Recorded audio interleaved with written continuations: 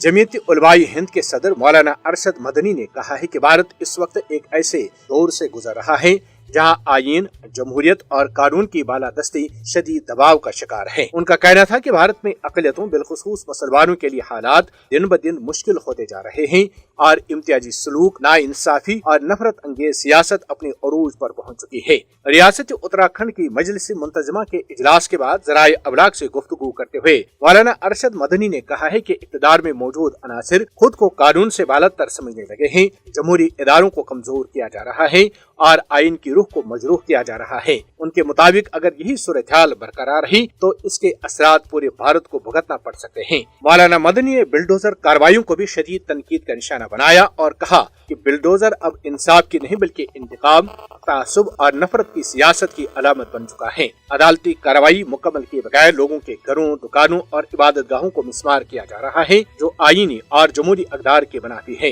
जिन मदारिस और मसाजिद पर आज बिल्डोजर चलाए जा रहे हैं, उन्हें इदारों के उलमा ने अंग्रेज इस्तेमार के खिलाफ सबसे पहले 1803 में जहाद आजादी का फतवा दिया था और फिर इसके नतीजे में जंग आजादी के मतवालों ने तहरीक आजादी की क़यादत की और अंग्रेजों की गुलामी से आजादी के लिए अपनी जानें कुर्बान की। लेकिन अफसोस आज इन्हीं इदारों को तासुब और नफरत की बुनियाद पर निशाना बनाया जा रहा है। कुछ बरसों से मोदी हुकूमत की तरफ से फिरका परस्तों की खुली हिमायत और कानूनी इदारों की खामोशी की वजह से जिस तरह नफरत की सियासत को परवान चढ़ाया जा रहा है, उससे उन सदियों पुरानी अक़दार को शदीद नुकसान पहुंचा है जो भारत की पुरानी तहजीब और रिवायात का हिस्सा रही है। मगर आज इन्हीं इदारों को तासुब की बुनियाद पर निशाना बनाया जा रहा है। मौलाना मदनी ने मजीद कहा कि गुज़श्ता चंद बरसों में फिरकावाराना सियासत को फरोग मिला है, जैसे भारत की सदियों पुरानी रवादारी, हम आहंगी और मुश्तरका तहजीबी रिवायात को नुकसान पहुंचा है। सितम ज़रीफ़ी यह है कि आज मुसलमानों से वो लोग हुबुल वतनी का सबूत मांग रहे हैं जिनके पुरखों के बारे में तारीख में अंग्रेज हुकूमत से